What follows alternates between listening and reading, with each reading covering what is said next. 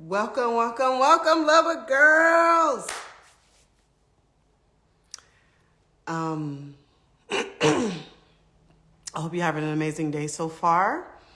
I'm excited about going live with you today. If you are new to my content, my name is Taurusins, and I help high achieving unchurched women of faith attract quality men and confidently date deliciously towards the commitment that they desire, whether that's marriage or whatever romantic commitment. And so today I decided to go live. Well, first of all, as a reminder, this live is sponsored by Curve to Cuff, and Curve to Cuff is my 12-month mentorship program designed to help you build a rotation of 2 to 3 quality men so that you have an option to choose your legacy partner, your life partner, instead of you waiting to be chosen. And so if you are interested in joining C2C, the doors are open for enrollment. You can connect here in the comment section, or you can go to the link in my bio to book a call with me so that we can have a conversation about whether joining C2C for the next 12 months is going to be the best next step for you. Okay? It's going to be the best next step for you. So, that being said, I am going to be talking about one of the pieces in the framework that we are going to be discussing today, called the Delicious Dating Framework, and it is what I will be teaching in depth in C2C, and I'm going to introduce a taste of it here. If you have questions in terms of what we're talking about today, please put your questions in the comment box so that I can get to it, because the chat usually goes really, really fast. So if you can, put your questions in the question box as I go through this framework. But yes, I'm introducing the Delicious Dating Framework because if you're not dating deliciously, then what are we doing? Why are we dating? Why are we entertaining men? Why are we having phone calls? Why are we doing this? Why? What's the purpose? And I know that a lot of us, especially like women of faith, we're like, I'm dating for a purpose, and that purpose is marriage. And because of it, things have to be so serious and so rigid.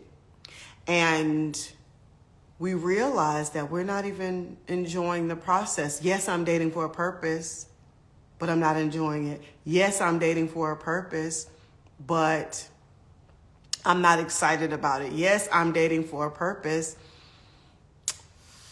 but I want to quit. And it's draining. And I wish I wouldn't have to do it. And so I'm going to introduce this Delicious Dating Framework because this is a 3-part roadmap designed to help you date deliciously, where you're not just dating for a purpose, but you're also enjoying the process. Okay?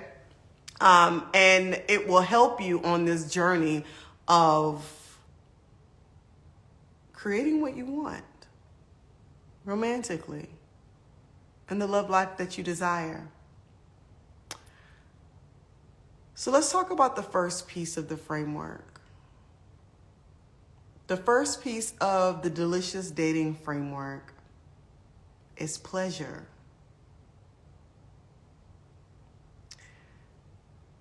And pleasure is all about consciously making decisions that please you.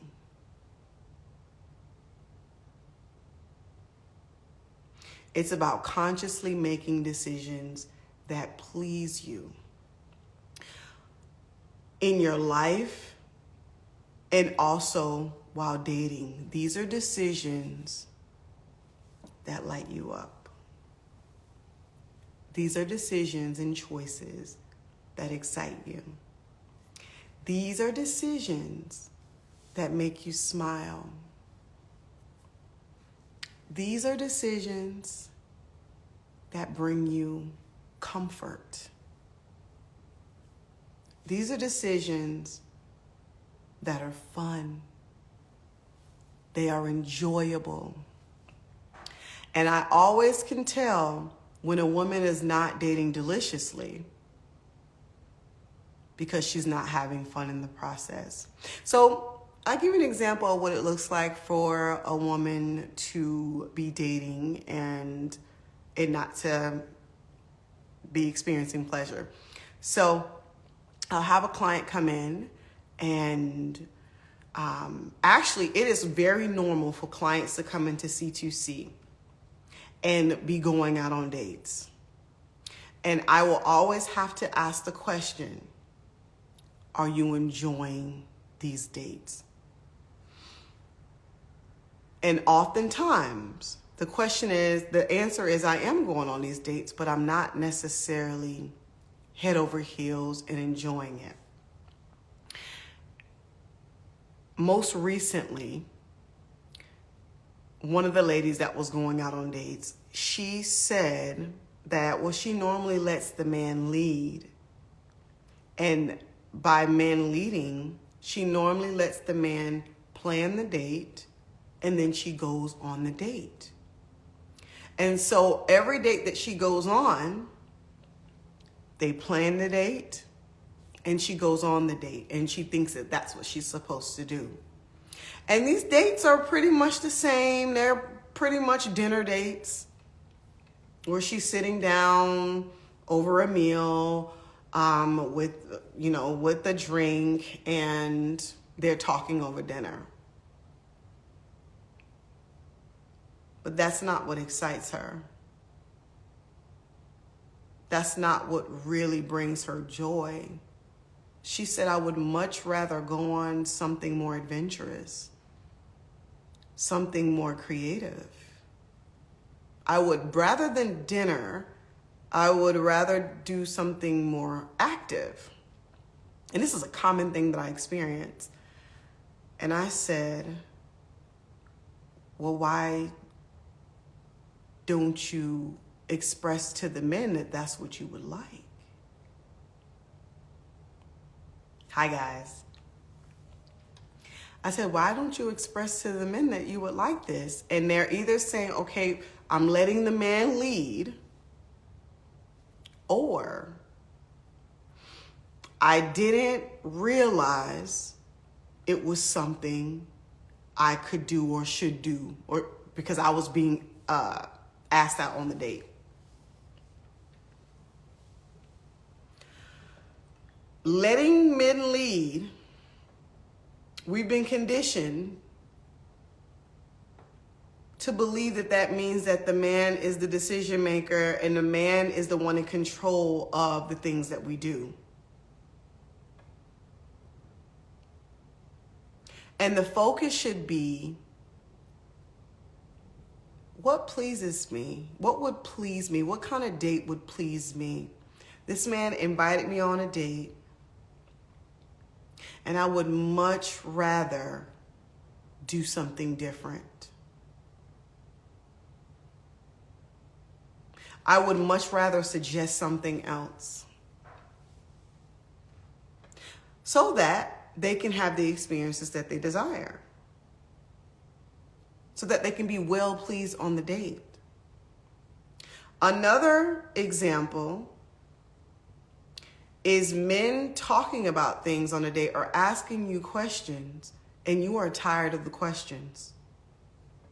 Men might ask you the same questions over and over again, and you know what you do? You answer them. What do you do for a living? What's your favorite color? What are you up to? Tell me about yourself.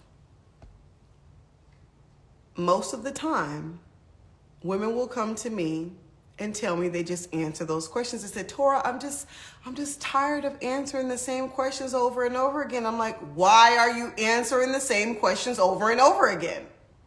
Did it ever occur to you that you had a choice to not answer the question? Let's just say one, not answer the question And two, suggest a different type of question to answer. It could be as simple as, you know what, I get asked that on every single date. You know when someone hasn't answered me? What excites me about what I do? I always get asked, what's my favorite color? You know what I don't get asked? What kind of color roses would I like? What kind of color flowers would I like? I don't get asked that question. I'd love to be asked that. But we're passive. Instead of consciously making choices that please us, we go with the flow. There's no wonder why dating is boring for you. There's no wonder why dating is draining for you. There's no wonder why you're tired of it, because you're not consciously making decisions that please you. And let's just say you're not even on dates yet, right?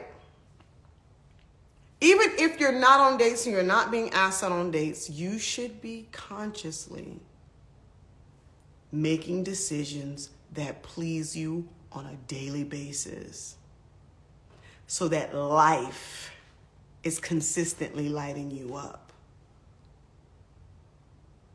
so that there are smiles purposely being put on your face,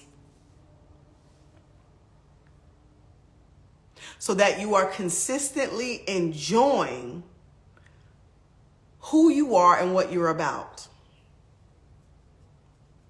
But so many of us aren't doing that. You know why? Because we're too busy overextending and overgiving to friends and family. We're too busy overextending and giving at our jobs, doing things out of our job description, doing things outside of the time that we're supposed to be working. We don't have boundaries at work. We don't have boundaries with friends and family. We're the strong friend that people don't check on. We are consistently going out of our way to help others and not expecting anything in return, not requiring nothing. We don't require nothing. We done da-da-da with our capes on, saving the day, but we do not require people to show up for us. We do not require people to come save our days. We do not require people to support us. A lot of us have been the first, second people in our families to go to college, to get the education that we have, and then we feel like we have to save everyone, support others, reach back. Now, it's nice if we do. But the feeling of obligation to have to do that is good girl conditioning. It's your choice to do it. And because of it, there's not a lot of pleasure. I was talking to a young lady during an open house, and I asked her, I was like, hey, why aren't you creating the love life you desire? Why aren't you creating the dating experiences you desire? And she says, well, not only do I work, but I am helping my parents build their business, right? I do the bookkeeping in their business. And that's what she does. And she gets very, very little pay for that. And it's very exhausting. And the thing that won was her obligation, was her feeling to be obligated to do that for her family. She spent years, and she's going to spend years, obligated to somebody else's desires, somebody else's vision, instead of creating pleasure for herself. Instead of focusing on what she wants and what she desires. The thing is, when you do that, you're going to look up one day and you're going to realize that you have spent most of your life pleasing other people. And your life is dry. Your coochie is dry. Your experiences are dry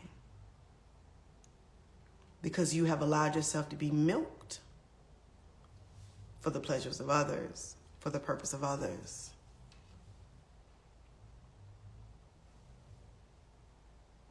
I don't care if they're friends. I don't care if they're family. I do not care. If you are not infusing and integrating pleasure in your everyday life, into your everyday experiences, dating will not be delicious. If it's not a priority for you, dating will not be delicious. So the one thing I want you to do is I want you to focus and choose, what do you want to do on a daily basis that's going to put a smile on your face? And then what do you want to do consciously on your dates that you know are going to put a smile on your face? What can a man do? What suggestions are you going to make? What are you going to request from the men that you're going out with? What are you going to suggest from the men? What places are you going to send these men and say, hey, I want to go to these places. I have these places on my bucket list. Please choose one to take me to. I would much rather not go for drinks. I would much rather do this. Pleasure. Okay? If you're not intentional about the pleasure, your dating life and everything about it is going to be dry. And pleasure ensures that your dating journey, it isn't just a means to an end. Most people are dating as if it's a means to an end. I have to date in order to get where I need to be, instead of I am enjoying this every step of the way. Every step of the way. So the second thing, so that's the first thing was pleasure, part of the delicious dating framework. The second thing, a part of the framework that you need to have delicious dating experience, the second skill is prospects. If you do not have prospects, if you do not have a pool of quality men who are ready and eager and excited to date you, individuals who honor and respect your worth, how are you going to date deliciously? You cannot even date without the prospects. You can't date without the prospects. And so many of us, we have people in our phones. We're having conversations, but we don't have prospects. We do not have men that are qualified. We do not have men that are readily available to provide, protect, and pursue. Those are prospects. Which makes dating incredibly hard. I was having a conversation with a young lady earlier, and she said the reason why I haven't been on a date in over a year is because no man has approached me. It is your responsibility to get approached. It is your responsibility to call men in to connect with. It is your responsibility to create the prospects in your life. The same way, I don't go chasing after clients for my business. I'm a full-time love coach. I do not go chasing after clients. I do not go knocking on doors. I do not go sliding in DMs. I do not go knocking on doors. I do not go to people and tell them you need to join my program. What I do is I do attract clients to me. It is my responsibility to attract clients to me. I cannot make clients work with me. I cannot force anybody to work with me or to sign up for my programs.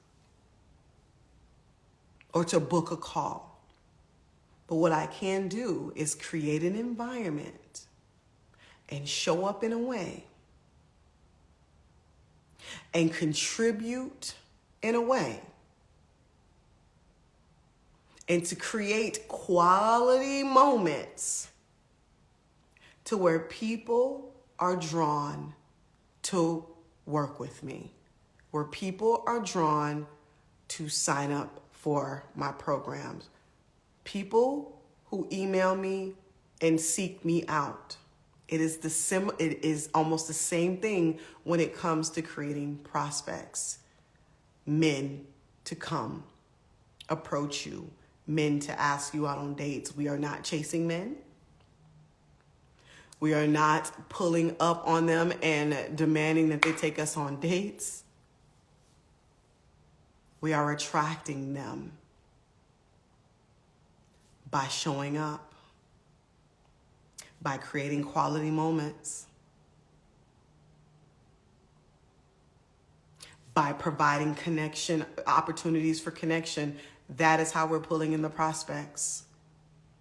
So if you are going out and you have not, and men are not approaching you, or you're not going out on dates with men, you have not learned the skill of pulling in prospects. The same way, if clients were not working with me, I do not yet have the skill to attract clients.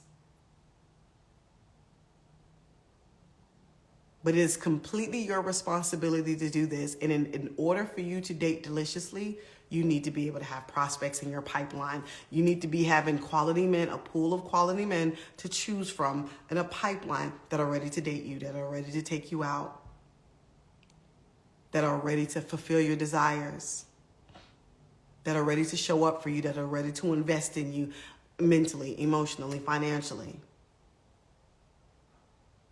You need to be ready for that because you need options. You need to be able to put yourself in a position where you have options in men. Most of us are liking men who like us. Meaning that if there is a decently attractive man who likes us and who's inviting us out, we tend to attach ourselves to that person. Oh, he's attractive. He looks good on paper. You know, he got the same values as me. And then we want to attach ourselves to that person because we don't have real options. We don't have multiple men that's in front of us that have our values, that are attractive, that are enjoyable, that provide, protect, and pursue us. So we're normally just stuck on one guy. And we use other men to distract ourselves from not being so into this particular guy. Versus, oh, I'm excited about all the men that I'm dating. I'm enjoying all the men that I'm pulling in. If I didn't have options in clients, then I would accept every single person who wanted to join my program. Because I would be attached. I would be attached to, I have to have this person in my program or, you know, my business is going to fail or I'm not going to have anyone in my program. No, I get to tell people no. I get to say that my program is not right for you. I get to say C2C is not the best fit. I get to say that this is not the right fit because I am not attached to needing them to be a part of this. You need to be the same when it comes to men. It's to be able to walk away from things because you have options. And not just things, walk away from nice stuff. Walk away from nice men. There's always a conversation on the internet where people are telling women that they are missing out because they walk away from good men. Walking away from good men should be the norm, because that standard is just, that's the basics. You being a good quality person is the basics.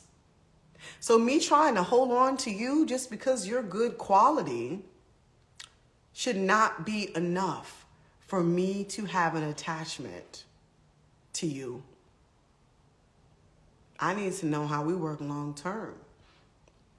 I need to know if long term you honor and support my core values.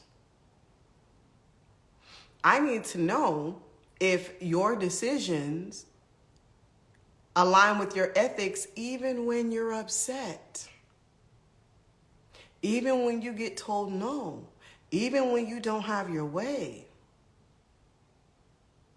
I need to know that you're somebody who is going to show up for me, and you're able to provide, and you're able to create something that's in alignment with what I want to create. I want to know that you're somebody who honors women, the feminine, not just women. You know, lots of men like women, but there's tons of men that don't honor the feminine aspects of us, right? Men who say, oh, women and their emotions, they're crazy. You like women, but you don't honor the feminine.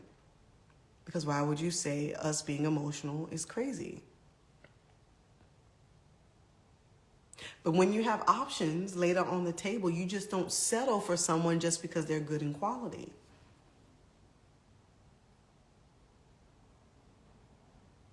You have more to choose from. You have more options to choose from.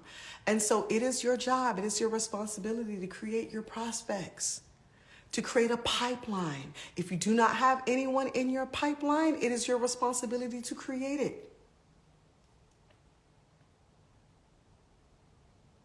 It has nothing to do with your zip code. It has nothing to do with the men in your city. It has nothing to do with men not approaching you. It has everything to do with you not creating an environment and opportunities and connections where men approach you, where men ask you out on dates.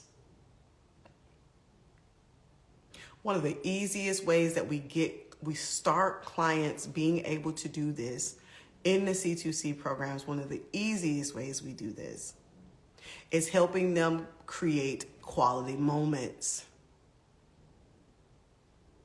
where they are no longer out on autopilot anymore. They are consciously going out in the world and creating conversations and asking questions. They're smiling and waving. They're indulging in the present moment. They are no longer objectifying men, because men are humans with penises. They are contributing to the type of experiences that they want to have on a regular basis. Every single day, they have the opportunity to do that. And once they start doing this, they start realizing that people are approaching them in airports. People are approaching them, men are approaching them in coffee shops. Men are approaching them at networking events. Men are approaching them just because. They're on dates, and when the date is done, they have men approaching them after their dates.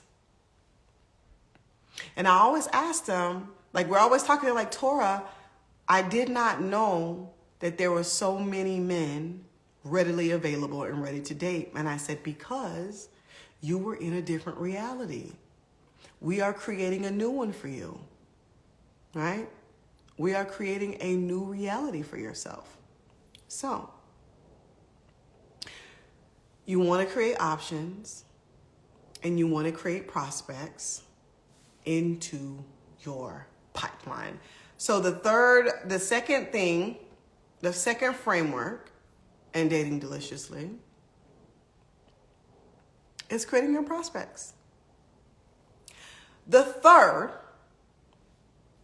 piece of the framework, and this is the cornerstone of the framework, it's personal growth. It's personal growth. And personal growth is all about being the best version of yourself.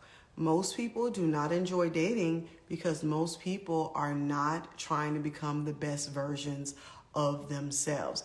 People say they want to become the best version of themselves. They read a book. Some of them go to therapy. A lot of people, if you're a woman of faith, you're reading the Bible, right? You're probably praying and reading scripture. And you're like, I want to be the best version of myself. Most people are not trying to be the best versions of themselves. Most people are trying to be the most comfortable versions of themselves while also being seen as a good person. Most people are doing the bare minimum. You know how I know? Because when they are tested, they're ready to give up. When they're tested, things are just too hard now. When they're tested, they want to run away. That's how you know that most people are not looking to be the best versions of themselves. Most people want to appear to be the best version of themselves. They don't want to be the best version of themselves, because being the best version of yourself, it takes a lot of self-awareness. So when men are saying things to you that you're not comfortable with, self-awareness pops up and say, wow, I am being triggered by this conversation. I wonder why. Let me explore why what this man texted me, what are you doing? Why is it annoying me so much? Let me ask myself why I am so activated when a man asks me to come over to his house. Most people aren't doing that. Most people, what they do is they get angry at the man. And they decide the man is a bad person. They block the man. They talk bad about men. They just sum it up to just men want sex, or men are just not mature enough. But they never think about why they even have the activations in the first place. Because why would I do that when I could just blame somebody else? Delicious dating requires for you to become the best version of yourself. If you're not looking to become the best version of yourself, you are never going to date deliciously. And that's okay. You just have to just own it. You're just never going to date deliciously. Because becoming the best version of yourself requires for you to acknowledge your strengths and your weaknesses. Where am I strong at when it comes to dating? Where can I work on? Well, maybe I need to work on my level of vulnerability. How do I work on that? Because I want men to be emotionally available to me, but I'm not expressing myself. I'm not emotionally available because I'm not willing to express myself because I'm too scared of rejection. I'm too scared of judgment. I'm too scared of criticism. I'm too scared of being seen as desperate or thirsty. Well, ma'am, that's not the best. You have to be willing to be the best version of yourself. And if you're too scared to practice doing it, then you just want to look like the best version. You want to pretend that you're the best version. You want to perpetrate like you're the best version, but you don't actually want to be the best version. Becoming the best version of yourself requires for you to set goals. Many of us don't got no goals set in our dating lives. We look up 6 months later and we're still in the same cycles, whether we still have a dry, dusty ass dating life, or we are still dating the types of men, or we're still going out on the janky dating, the dates that we've been going on. We look up in 6 months and things haven't really progressed. We haven't set any real goals. We haven't said within 6 months, these are the types of dates I want to be going on, no matter what, non-negotiable. In 6 months, I want to have 3 to 4 quality men in my rotation. I want to be dating 3 to 4 quality men. So what do I need to get there? In 3 months, I want to have gone on a date every week. Every single week, I want to have gone on a date. We're not setting goals. I want to be more expressive in the next 2 months. In the next 2 months, I want to be so expressive. I want men to be able to experience me and feel into me. We're not setting goals for it. We don't want to be the best versions of ourselves. We just want to look like the best version. We're not embracing challenges. As soon as we get ghosted 3 times, and we're done. We're not curious about it all. We don't want to sit and process our emotions and navigate it. We're just done. I need to heal. No, you need to navigate those emotions.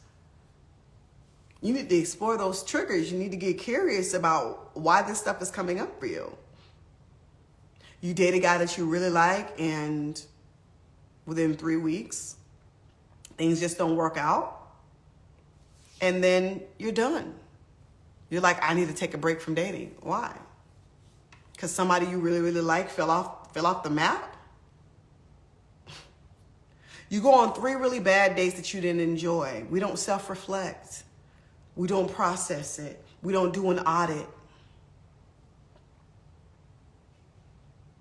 We don't look for solutions. We just sum it up to these men. They're not really providing the experience. They're not really wanting to date women. They want women to chase them. We come up with all these excuses of why dating isn't delicious for us, because we want to pretend that we are the best versions of ourselves, but we really don't want to be. Being the best version of ourselves, personal development, personal growth, it takes resilience. It takes self-mastery. It takes self-control. It takes self-awareness and reflection. It takes commitment. It takes commitment to do it. And someone says, I think people do need to take a break from dating to focus on navigating. I think a small percentage do. It's like me saying, I need to take a break from my business to figure out my business.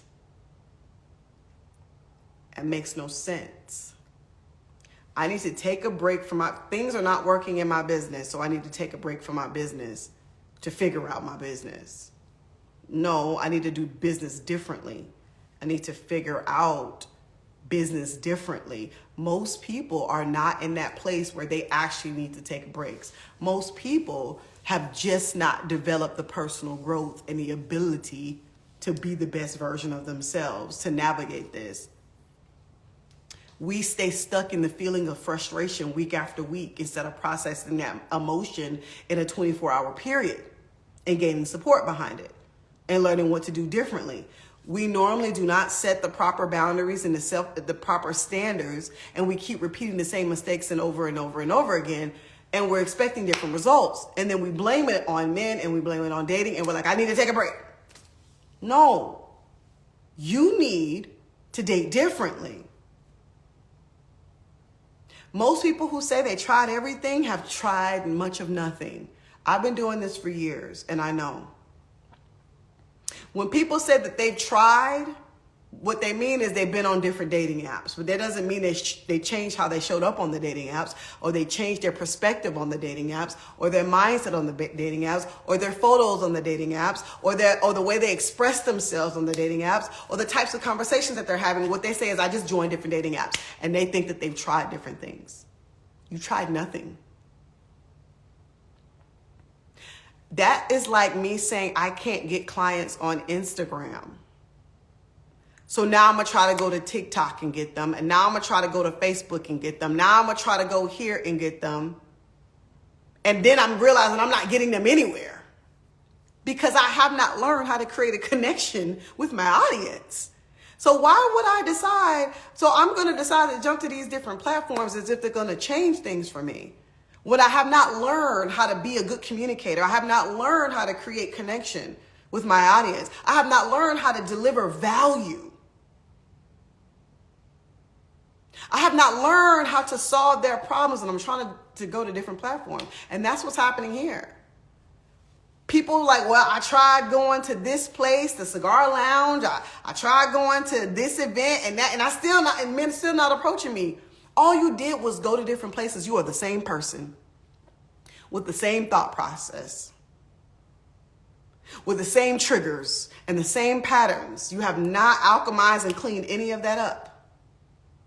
Which is why I love C2C, because when we come into the program, I said, hey, ladies, the reason why you do so well when you're not dating is because you're not dating. That's why you do so well without men, and that's why you do so well without dating, is because you are not put into positions where your triggers are activated, your patterns are exposed, where your emotions, your negative emotions are coming out. You're not put in those positions. So therefore you think you do so well when you're not dating, when all you're doing is just avoiding the work of relationships. You getting married is going to be a shit show because you consistently avoid the work. So let's just imagine you bump into somebody, y'all hit it off again because you've avoided that work. You don't become a better person. You just got a man that probably is in alignment with your bullshit. I'm just going to keep it honest. That probably enables the bullshit to where you don't have to face it. It doesn't mean you're a better person because of it, because that's why I keep saying that marriage is not clout. People get married all the time. People always ask me if I'm married because they want to qualify me. You know, someone was asking me on here today. They want to qualify me to see how good am I really? Because if she's married, that means she's good. Y'all have no idea. Like in the background, my marriage I could be getting knocked upside the walls. And all y'all need to know is just I'm married. And then y'all are pleased with the fact that I'm married and I'm a love coach. It just makes you happy to know. None of that matters. People get married all the time. It does not mean that they know how to sustain connection. Right? It does not mean that they are becoming the best versions of themselves. So,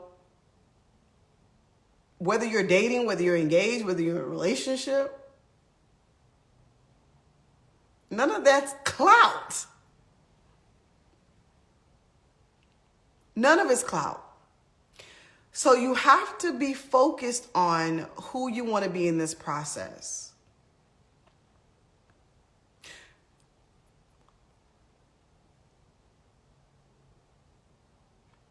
Seeing setbacks and failures as opportunities for learning and growth.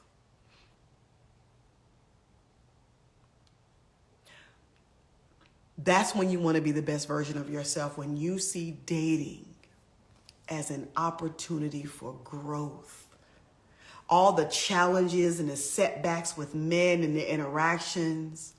I'm improving my character as a woman. I'm improving my communication skills. When women tell me the first thing they do is block men when they say something or do something, I already know that these women are avoiding the real work. It's really easy to block a human being. It's really hard to express what you're available for and what you're not available for.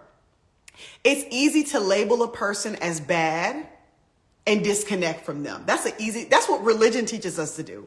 Religion teaches us to label people as good and evil. And you only talk to the good people, and the evil people, you excommunicate them. And then we see Christ hanging out with all of these people that the world deemed was evil. Because Christ understood that labels were for people with low-level thinking. And that humanity thrives with true connection and communion and fellowship. Christ understood that. When people wanted him to label these people and throw stones at these people and excommunicate these people, Christ decided not to label them. Christ decided to create connection. He did the hard thing. He was looking for deeper connection with humans because he understood. Christ understood that becoming the best version of yourself requires you to see the best in other people. But when a man does something that we don't like, we automatically deem him as bad and not worth our time, and we block him. Now, that does not mean that you need to date this man, but it is a perfect opportunity for expression. It's the perfect opportunity to connect. So if he sends you a "what you doing" text, people are like, oh, just block him, because no good man would ever text that. Again, these labels. It literally reminds me of the Pharisees and the Sadducees and all the people who wanted Christ to excommunicate human beings because they did not operate the way we wanted them to operate. We could just easily let the person know, hey, I noticed that you text me, "what are you doing?" And I need to let you know that I am unavailable for these types of messages. I would much rather you ask me this instead if we're going to converse. It's that line of connection that you've created, and then he can decide up to whether he's available for it or not. If he does "what you doing" again, you already know that this person does not want to meet you. If he switches it up, then he's there to meet you. He's there to meet you because this is big. We're not here to label people and excommunicate people. We're here to create deeper connection. We're here to become the best version of ourselves. And that requires for us to see the best versions in other people, even if they don't operate the way we want them to operate. And that's what makes dating delicious. Dating becomes fun.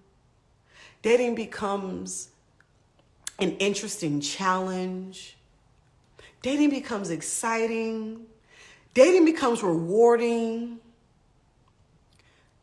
Dating becomes a way for you to develop true power. Most people do not have power because they don't have practice in this, because they're not doing personal development. They don't have power. Most people live on autopilot every day. And at the end of the year, they have no idea how they got in this place or why they're still here. When you're dating deliciously, dating becomes a whole transformation into your entire life, because relationships are meant to be our mirrors,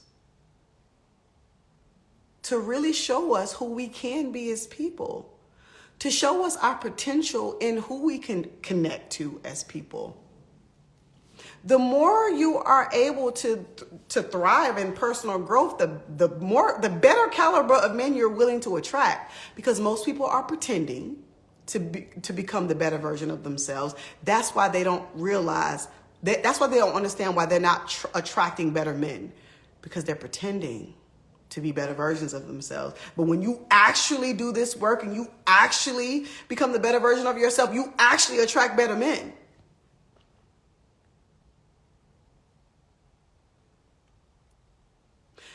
My clients that come into C2C are always blown away at the men that they're able to attract when they start doing this work, because they're no longer pretending to be that woman who's the best version of herself. They are actually doing the work to be the woman that is the best version of herself. They are actually learning how to navigate their emotions. They are actually learning how to spot their patterns and clean them up. They are actually learning how to connect with human beings as human beings, not labeling people. They're learning how to receive and not just give for validation, not just overextend themselves for validation. They're learning how to set measurable goals and how to see if they're making progress in their love life. They're learning how to make their comebacks more savage than their setbacks. Because things don't work out in their favor. They know exactly how to move forward so that they're not stuck. And when they start attracting these men and they're like, I had no idea I was capable of doing this. Well, because the old version of you was not capable of doing this. It was impossible for that version to do it. This upgraded development is what's attracting these men. Now you're on the same frequency as the men that you've always wanted. You thought you were ready for. You thought you were prepared for. You thought you were on the same wavelength, but you've convinced yourself. So to recap, if you want to date deliciously in 2024, and I'm going to take questions, so you need to put your questions in the question box for me to answer your questions about what we learned today. If you want to date deliciously in 2024, you need to, 1, integrate pleasure into your life, into dating. It's consciously making choices that please you. 2, you need to be able to attract prospects. These are the pool of men who are ready and eager to date you, who will provide, protect, and pursue you for serious commitment. These are your prospects. And 3, you're going to need to integrate personal development so that you can become the best version of yourself. So you're always going to be attracting men who are the best versions of themselves, men who are actively working on who they are. Most humans are pretending. Most humans run away in discomfort when things are not comfortable. And if you're interested in learning how to integrate this delicious dating framework in my signature program, Curve to Cuff, I do encourage you to book a call with me to discuss what that would look like. You can type connect in the comment section to receive the link straight to your DMs, or you can go to the link in my bio.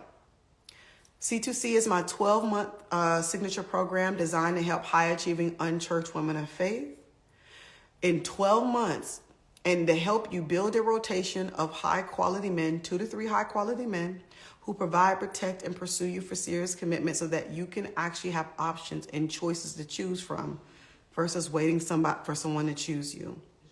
C2C is for women who desire to attract a higher caliber of man through interpersonal work and personal development, and create a delicious dating life that serves her at the highest level, where she becomes love and she is always loved. If you are interested in this and you would like our help in integrating this framework in your life where you have prospects, where you have pleasure, and when you are developing personally to attract the types of men that you desire, book a call with me. Let's have a conversation to see if C2C is the best next step for you. C2C is $5,000 for the 12 months. There are payment plans that are available for you, but it's a drop in the bucket for the lifestyle change that you get to experience. The mindset change that you experience, the emotional support that you receive from the men that you're dating, hell, the financial support from the men that you're dating, the businesses that women start, the promotions that women receive, the raises that women receive. It's a drop in the bucket for the whole year. So if you're interested in transforming your love life in 2024 and making some real changes, not pretending, not acting, but really making these changes where you're attracting the types of men that you desire, book a call with me this week. I have some slots on my calendar available. I like to have a conversation. When we're on this call, we're going to talk about your love life. What's happening now? Like, where is it stagnant? Where is it not where you want it to be? What do you want it to look like? in the future, in the next 3 to 6 months, and if I can help you get there or not. And if I can help you, I'm going to invite you into the program. Questions. Let's go to the question box.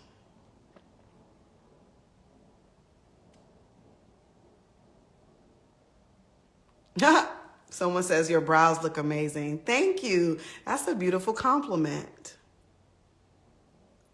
Next question.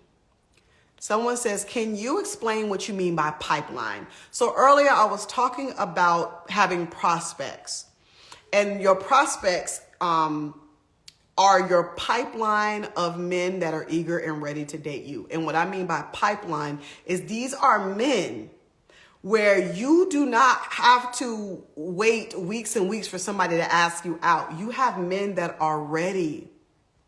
Imagine a pipe and people are filled in the pipe. They are ready in the funnel to date you, to take you out. There's always an opportunity for you to go on a date because you have a pipeline filled with men. That's what I mean. In order for you to date deliciously, you need to always have prospects, a pipeline of men.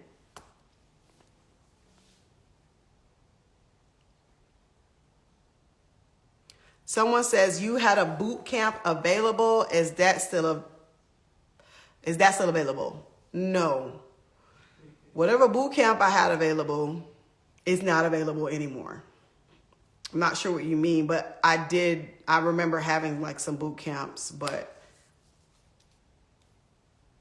it's no longer available.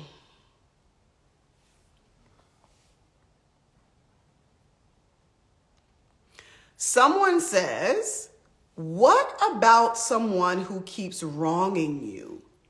After expressing, surely you have to have boundaries. So this is what I mean by not prioritizing your pleasure. It's because if someone keeps wronging you after expressing that you have boundaries, you actually don't have boundaries that you claim to have. If someone is consistently able to do this, you don't have boundaries. You are pretending to have boundaries. You have thoughts about boundaries. You have fantasies about boundaries. You daydream about having boundaries. You don't have real boundaries. Let's just say I am, expecting a person to call me. He says he's going to call me, and twice he hasn't. He promised to. And I let him know, and I say, hey, one of the things that's important to me is a man that keeps his word. And it's been 2 times where you expressed that you were going to call me at a particular time and you did not. What I would love for you to do is, if you cannot make the time that you expressed that you were going to call, you would let me know, ahead of time that you were not going to be able to do it. Instead of the next day just reaching out to me, asking me, telling me good morning. I do not stay connected to men who do not keep their word. Or if you require to go on dates.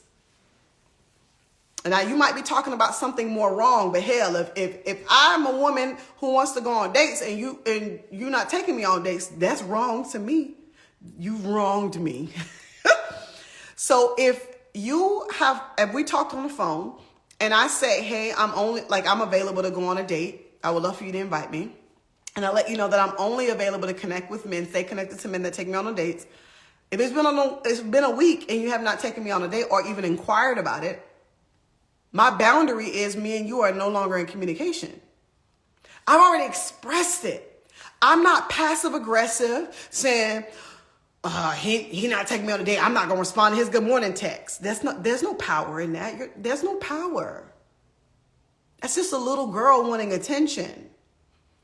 I am not throwing hints like, hey, you mentioned a date, but you haven't brought it back up. Like, no, there's no power in that. It's a little girl. Scared to say what she really wants to say. The boundary is, hey, I'm only available to stay connected to men who take me out on dates. I would love for you to take me on a date if you're interested. I am available this upcoming weekend. If he does not move forward, the boundary is we are out of communication. So if you are allowing someone to continue to wrong you after expressing your boundaries, you don't have boundaries. You are pretending to have boundaries. Let me get to the rest of these questions. And in C2C, one of the most important things that we do is we help women create, express, and execute on their boundaries. If you can't do those three things, your boundaries don't count. Create, express, which is communicate, and execute. You need to be able to create the boundaries based upon what you're available for. You're not available for 50-50 dates. You're not available for these types of dates. You're not available for constant text messages. You're not available for these types of text messages. Like whatever you're not available for. You're not available to go out on a date after a certain time. You need to be able to create that boundary. You need to be able to communicate the boundary, like express it and share it, and then execute it when it doesn't happen. And so we're able to guide women and walk them through the process of doing that personalized for each woman who needs it, so that not only does she has boundaries, but she has them in place so that she's consistently staying in the energy she wants to stay in, because she's not allowing herself to be drained. She's not allowing herself to overinvest. She's not annoyed and frustrated because she is moving herself out of the way as soon as she realizes things are not in alignment with her. Next question.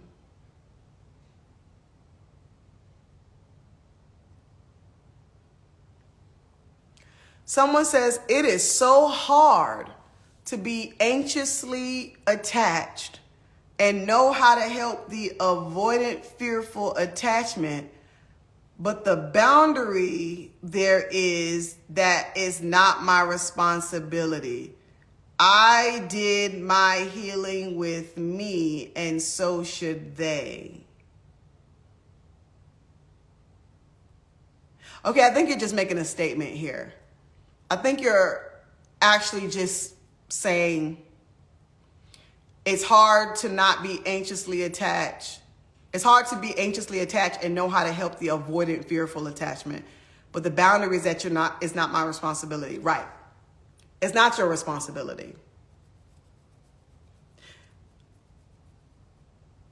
I tell my clients all the time, we have empathy for men when their inner child is activated, but we don't make that our responsibility. It is your responsibility, sir, to parent your own inner child that's activated and triggered.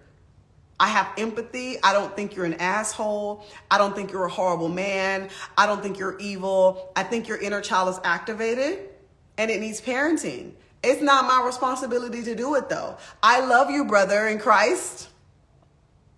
I love you. But I am unavailable to stay connected to you in this way because I can't parent your inner child. I am only responsible for parenting my own. I am responsible for cleaning up my own patterns. But I love you and I see you and I empathize with your struggle and your hurt.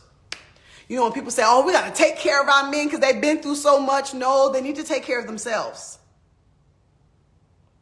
They've been through so much and they need to take care of themselves. It's not my responsibility. No, it's not. It's not.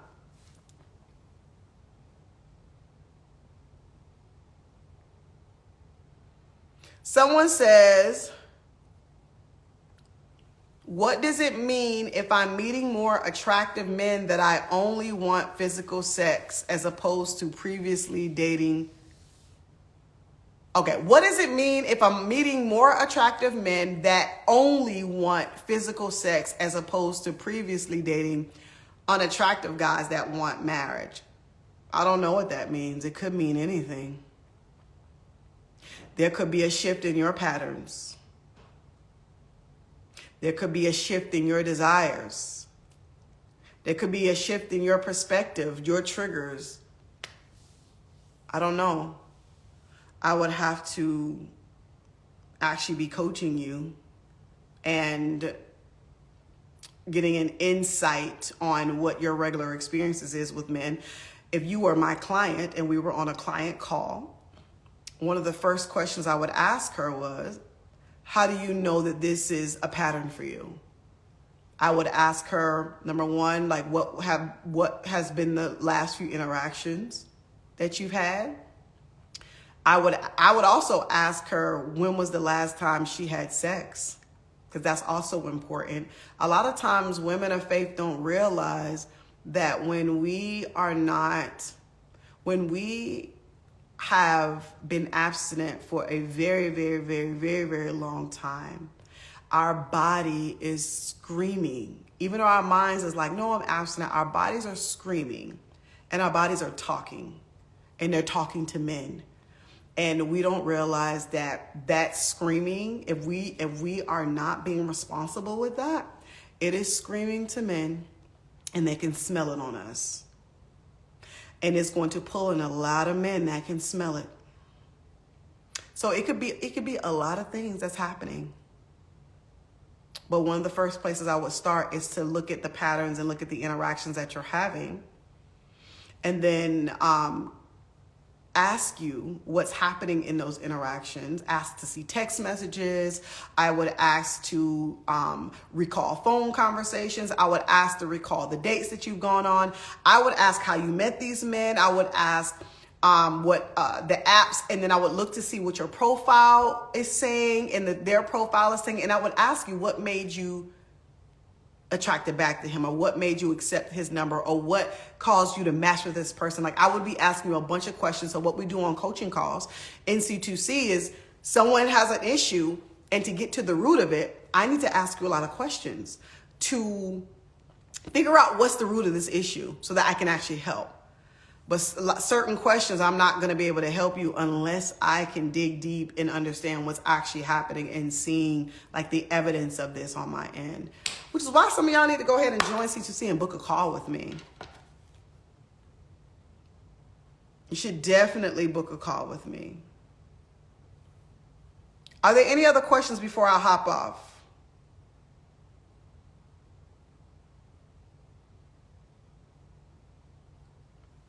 Is there any other questions?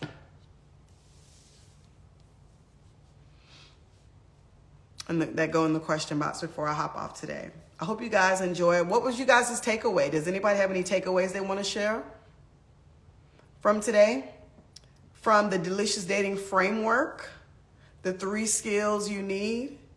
Yeah, you can book a call. You can only book a call if you're interested in joining C2C, if you're ready to join C2C. It's not a pick my brain call. It's not a let me get coached by Torah call.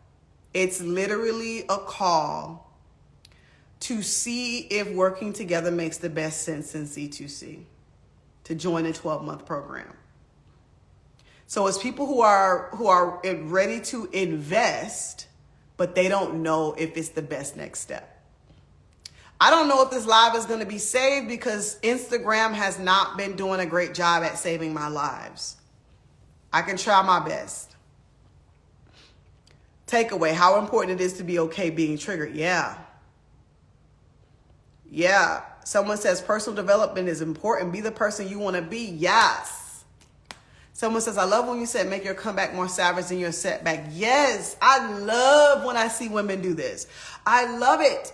I've had one of my favorite clients. Y'all know her. She lives in India, and she joined C2C after her setback was being ghosted by a quality man that she was really interested in. Y'all want to know how savage her setback was? Her comeback was? She joined C2C, y'all. She was so upset about this man. She's now dating multiple men who provide, protect, build for her, who want to marry her. She wanted to be married, but now she's like, I'm enjoying the men. She received a quadruple raise at her job, quadruple raise. And she not thinking about that man. That man is long gone. That's how you make your comeback more savage than your setback. That's what you do. You stuck. You think you stuck, and you think dating is hard and draining. Not anymore. Y'all can go listen to her podcast episode. Someone says, identify your triggers and what is rooted in. I'm going to put this on my podcast because I don't think this Instagram is going to save this live. Someone says, thank you, Tora. My takeaway is to keep my boundaries consistent and respond in a respectful but savage way. Yes. Someone says, managing others' childhood trauma and triggers are not my responsibility. Yes. Yes, yes, yes. Somebody says, I think my body may be screaming. Is that bad? No. It means you're human. If you are a grown-ass woman and you have been abstinent for a long period of time, something is wrong if your body isn't screaming. You were meant to have sex at your old age. We look at the women in scripture and they did not have abstinence and celibacy journeys. You know why? Because they were married as teenagers. So we're trying to live these lives that these women in scripture never had to live. Because they were married off as teenagers. So we're in our 30s and we're 40s and we shut the coochie down and we are shocked that our bodies are screaming. It's a normal thing. There's nothing wrong with your body screaming. Yes, Flo. Setting personal goals to be more expressive. I love that.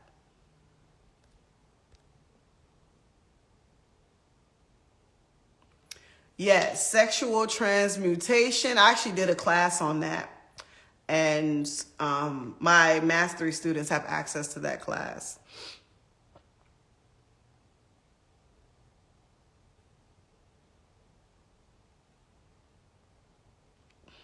I'm asking this last question. I'm going to go. Someone says, what do you do after you establish a boundary and go no contact? And a guy reaches back out and claims he's ready to do better. You do what you want to do. My clients will come to me and they say, Tora, should I use this Google Voice number? Or people are going to be mad because men might think, I'm not being open. Tora, what should I do on the first date? Could I kiss him on the first date? Tora, what should I do if somebody wants to spin the block? You do what you want to do. You're a grown-ass woman. I want you to dig deep down inside because this is where it gets to you prioritizing your pleasure. What do you want to do? If you go no contact and a guy reaches back and he claims out he's ready to do better, there's no wrong answer. You could say, yes, let's try this again. You understand I have a boundary. Let's try it again. Or you can say, no, I'm actually complete. I'm over this. We're good. We don't need to try this again. But it's up to you. There are no right or wrong answers. I do not do rules with women. If you ever work with me in any of my programs, I do not do rules because you are not a cookie cutter person. You are not a cookie cutter woman. You are uniquely and you are uniquely made. You have a different perspective, different backgrounds, different understanding of life, different preferences, different pain tolerance, different triggers, different patterns. Why would I give you the same advice that I would give another woman? Why would you want me to tell you what to do? I want you to do what makes sense. Normally when we're asking these questions is because we want to know the right thing to do, because we want to be right. We hate being wrong because we don't want to be judged. We don't want to be criticized. We don't want shame. We don't want any of that. Well, I'm going to be honest with you. You always need to make the choice that you feel is best for you in whatever moment, even if it turns out to be a decision that you don't like. Because this is your soul's journey. And these are your lessons to learn. So do whatever you think makes sense to you as a grown woman. Okay? Someone said is your open enrollment closing soon? Yes, in a couple of weeks, open enrollment is closing. It either closes when I fill up the spots, NC2C, or it's closing in a couple of weeks, and it will not be open for a while. Someone says, thank you, Tori. C2C Conversations that Inspire Commitment was life-changing. I'm so happy. All right, ladies, I'm out of here. If this live doesn't save, I'm going to save to the podcast, but I'm going to pray that it saves because it hasn't been saving.